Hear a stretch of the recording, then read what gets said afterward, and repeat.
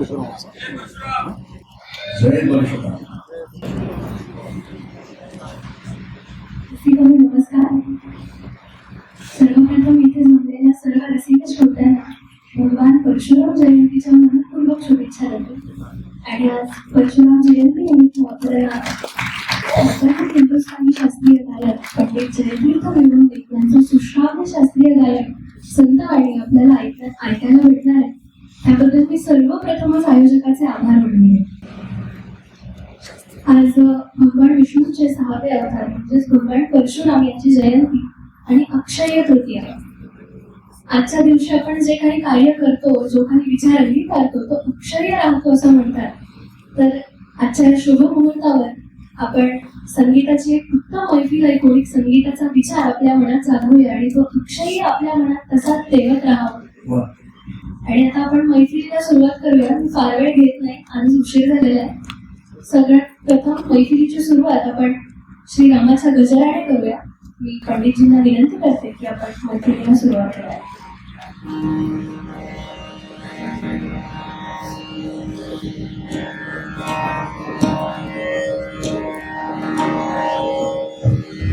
जय श्रीराम. जय श्रीराम. सर्व रसिकांना भगवान परशुराम आणि अक्षय तृतीयाचे खूप खूप खूप शुभेच्छा मी देऊ इच्छितो.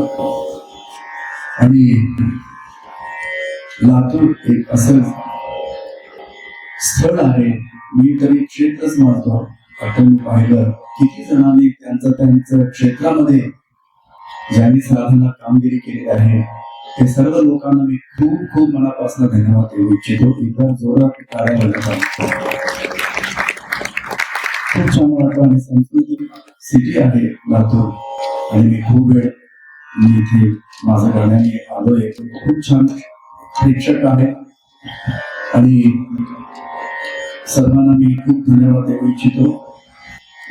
इकडे आज परशुराम जयंती आणि अक्षय तृतीयाला मला एक सेवा मिळाली आहे. सर्व अधिकाऱ्यांना मी खूप मनापासून धन्यवाद देऊ इच्छितो. आणि आता ठरलेला माझ्या विशेष वेणी कुलकर्णी खूप लहान आहे आणि छान गाते. आमच्या शशीजी त्यांच्याकडे शेती गाणं असंच ठरलेलं. इकडे मी म्हटलं तू सांग एक भजनाचे काय ते हा म्हणाले. तिला खूप खूप शुभेच्छा आम्ही देऊ इच्छितो.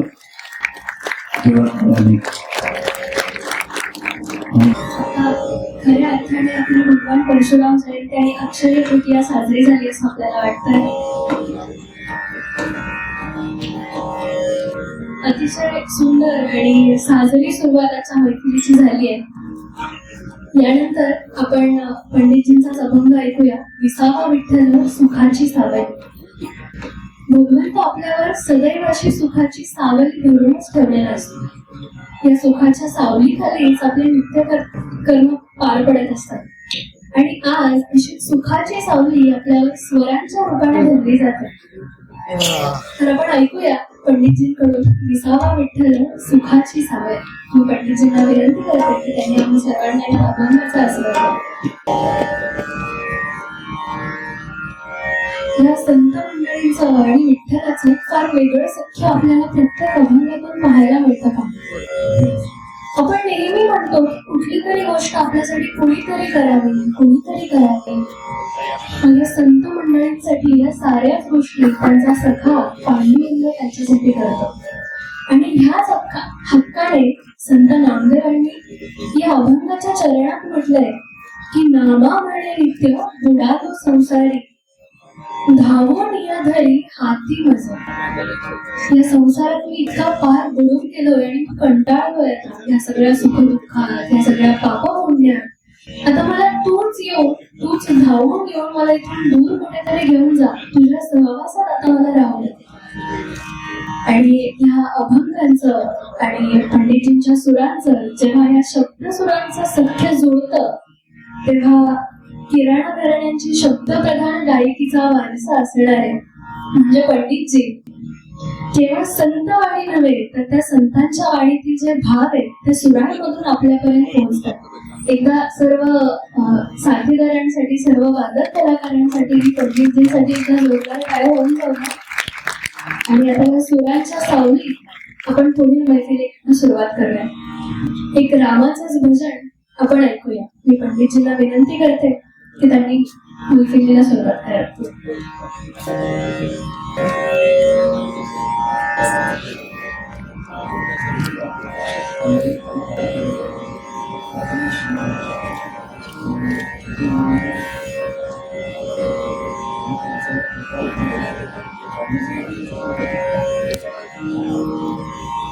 भारतरत्न पंडित भीमसेन जोशी यांचं नाव आपण सर्वांनी ऐकलेलं आहे. आणि खरं तर आपलं ते अभाग्य म्हणावं किंवा दुर्भाग्य म्हणावं की आपल्याला कधी त्यांना ऐकता आलं नाही. परंतु पंडितजी हे पंडित भीमसेन जोशी यांचे शिष्य आहेत. त्यामुळे पंडितजींच्या गायनातून किंवा त्यांचं गायन ऐकून आपण पंडित भीमसेनजींच्या अधिक जवळ जाऊ शकतो. यानंतरचं गाणं पंडितजींनीच गायलेलं, पंडित भीमसेन जोशींनीच गायलेलं. पंडित भीमसेनजी हे राघवेंद्र स्वामींचे भक्त होते आणि राघवेंद्र स्वामींची त्याच्यावर विशेष कृपा होती. तर राघवेंद्र स्वामींचंच एक भजन तुंगा तीर आपण ऐकूया पंडितजींकडून. मी त्यांना विनंती करते की त्यांनी आम्हा सर्वांना हे गाणं ऐकवं.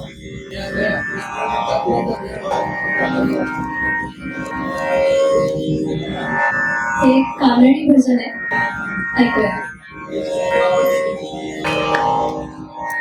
मंचावरती ते गाणं सुरू आहे, हार्मोनियम सुरू आहे, ताल सुरू आहे, पखवाज आहे, टाळ आहे. हे तर फक्त मंचावरती चाललंय, पण आपल्या आत जे काही चाललंय तेही आहे. आपल्या मनातले विचार आहे, भाव आहे. आणि हे सगळं ज्यावेळी एकरूप होतं तेव्हा जे घडतं, तेव्हा जे होतं ते भगवंताचं दर्शन. आता आपण वळूया पुढच्या अभंगाकडे. यानंतरच्या अभंगाचं नाव फार सुंदर आहे, अकार उकार मकार. म्हणजेच थोडक्यात ओंकार. संगीत म्हणजेच ओंकार आणि ओंकार म्हणजेच संगीत. खरं तर परब्रह्म म्हणजेच ओंकार. तर या ओंकार स्वरूप असलेलं हे गाणं आपण ऐकूया, अकार उकार मकार. आपल्याकडे एक फार सुंदर शब्द आहे साजिरा. त्याच्यानंतर साजरं झालं. रूप साजरं असतं, गाणं साजरं असतं, एखादी बाग साजरी असते आणि आपल्याकडे सणही साजरा केला जातो. सण, वाढदिवस, सोहळा हे आपण साजरं करतो. साजरं म्हणजे थोडक्यात परफेक्ट. आणि आमच्या पिढीच्या भाषेत सांगायचं झालं तर पिक्चर परफेक्ट. म्हणजे अगदी मनात कैद करून ठेवावं, जपून ठेवावं असं काहीसं म्हणजे साजरा. आणि तो सणाचा दिवस तसा साजरा व्हावा म्हणून आपल्याकडे सण हे साजरे केले जातात. ते सेलिब्रेट न करता साजरे केले जातात, हे विशेषतः मी सांगते. आणि हा आजचा अक्षय तृतीयेचा सण आपल्या खऱ्या अर्थाने सुरांमुळे साजरा होतोय. तर आपण जोरदार टाळ्या वाजवूया. संगीतामध्ये आणि शब्दांमध्ये बरं भगवंताचं रूप आपल्याला न पाहताही दाखवण्याची ताकद असते. आता आपल्याला इथं बसल्या बसल्या भगवंताचं रूप डोळ्यासमोर येतं, ते कसं बरं दिसत असावं. अनेक संतांनी कधी विठुरायाला पाहिलंही नव्हतं, तरीही त्यांनी त्याच्या रूपाचं अगदी यथासांग वर्णन केलं. आता आपल्या पुढच्या अभंगातही असंच त्या पंढरीच्या विठुरायाचं वर्णन आहे. आणि आता आपण ते जेव्हा ऐकू तेव्हा साक्षात पंढरीच्या विठुरायाची मूर्ती आपल्या डोळ्यासमोर उभं राहील यात अजिबात शंका नाही. ऐकूया पुढचा अभंग, राजस सुकुमा मदनाचा पुतळा. छान बोलते, इतकं सुंदर गाते, छान पण बोलते. तिला जोरदार गायला आणि शशीने शिकते म्हणतात. आणि आपण काही ठरवलं नव्हतं, शशी गायला येते, खूप छान बोलते. बस काही घाबरू नका, छान बोलते, खूप छान बोलते. खूप शुभेच्छा.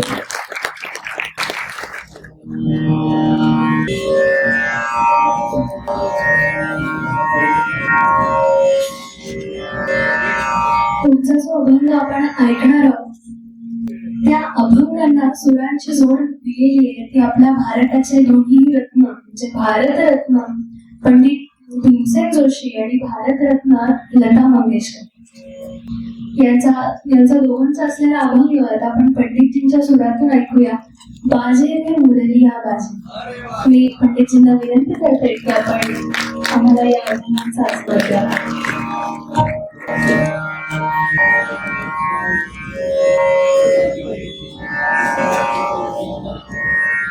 आपल्याकडे ना संगीताला दैवी म्हणतात. त्याचं कारण असं की भगवंताच्या जवळ जाण्याचा एक सुंदर आणि सुकर मार्ग हा संगीतामार्फत जातो. आपल्या सगळ्यांच्या मनात, आपल्या सगळ्यांच्या आयुष्यात इतक्या नाना प्रकारच्या गोष्टी सुरू असतात. त्यातून असं भगवंताचं ध्यान लागणं, जवळजवळ दुर्मिळच. पण जेव्हा आपण अशा प्रकारच्या मैफिलीत बसतो तेव्हा त्या गाण्यामुळे, सुरांमुळे एक क्षण का होईना जेव्हा आपल्याला भगवंताचं ध्यान लागतं, त्या क्षणाचा खऱ्या अर्थाने सोहळा झाला असं आपल्याला म्हणता येईल आणि तो सार्थकी लागेल. आज असे क्षण अनेकांच्या आयुष्यात अनेक वेळा येऊन गेले असतील.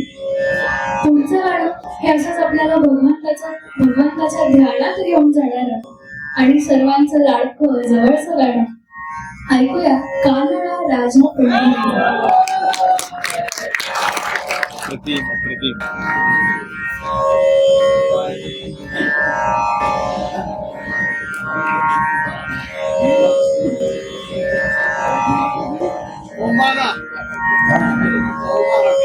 एकदा जोरदार आणि त्यासोबतच हे दैवी संगीत हा दैनिकपूर्व सोहळा आपल्यापर्यंत पोहोचतोय. त्याची माध्यम म्हणजे प्रकाश आणि आवाज, लाईट्स आणि माईक या दोन्हींची व्यवस्था जे पाहतात त्यांच्यासाठी एकदा जोरदार करा.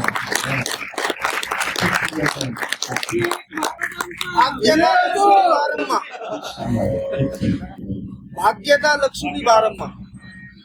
सुरांना, भक्तीला, प्रेमाला, भावनेला कुठलीही प्रादेशिक भाषा नसते. हे किती बरं आहे.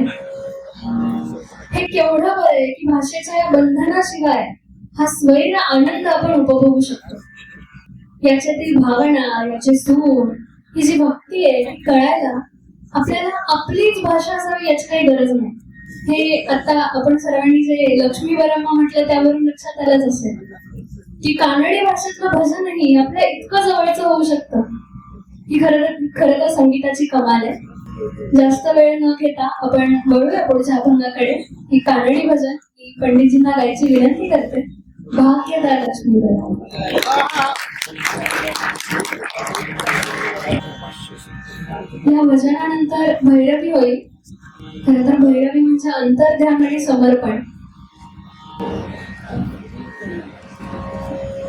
आजची मैफिल खऱ्या अर्थाने सुंदर आणि या मैफिलीचा सोहळा होण्यासाठी ज्यांनी अतिशय मोलाची साथ दिली ते आपले साथ संगत. आपण पहिल्यांदा आता त्यांचा सत्कार करूया या मैफिलीची सांगता करण्याआधी. सर्वप्रथम आज आपल्याला जे तबल्यावरती साथ करतायत ते श्री रामकृष्ण करंबळेकर यांचा सत्कार करण्याची मी विनंती करते. संपूर्ण मैत्रिणीला काय उत्तम साथ दिली त्यांनी. एकदा जोरदार टाळे होऊन जावे. क्षणाक्षणाला त्यांचा तबला बोलत होता अक्षरशः.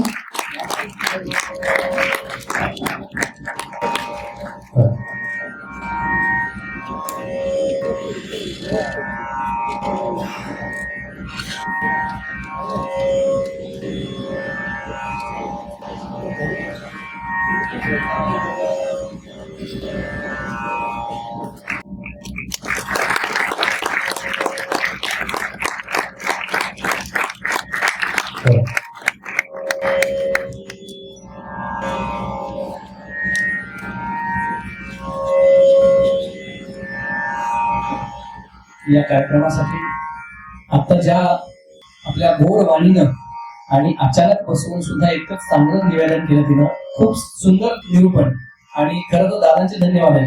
मी सहज म्हणले की ही छान बोलते, आमच्या सगळ्या कार्यक्रमाचं निरूपण करते तिनं. आज करू द्या म्हणजे तिला आणि इतक्या ऐनवेळेला बसून सुद्धा तिने खूप छान केलं. त्याबद्दल तिचा सत्कार डॉक्टर संतोषी देशपांडे समितीचे अध्यक्ष यांनी करावा.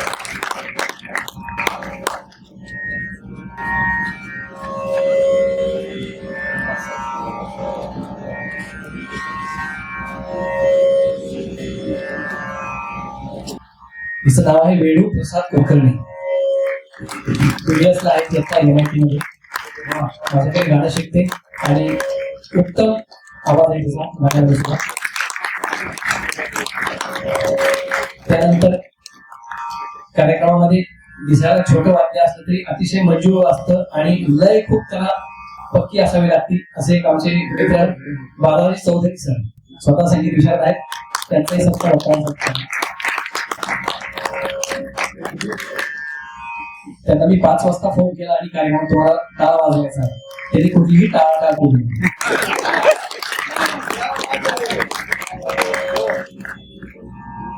आणि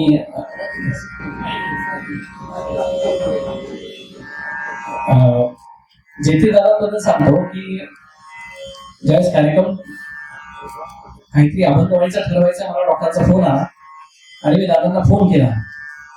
पहिल्यांदा दादाने एक सांगितलं की मी रिकामा आहे आणि येतोय लातूरला, बस. त्याच्यामुळे आजची जी एवढा माहोल झालाय आणि आज खरंच मी डॉक्टरांचा मेसेज वाचला की आज कंडिशन मूड मध्ये आहेत आणि खरंच आज त्या मूडचं कारण त्यांनी सकाळी मला सांगितलं ना कालच्या पुण्यातल्या कार्यक्रमाबद्दलच. आज अजूनच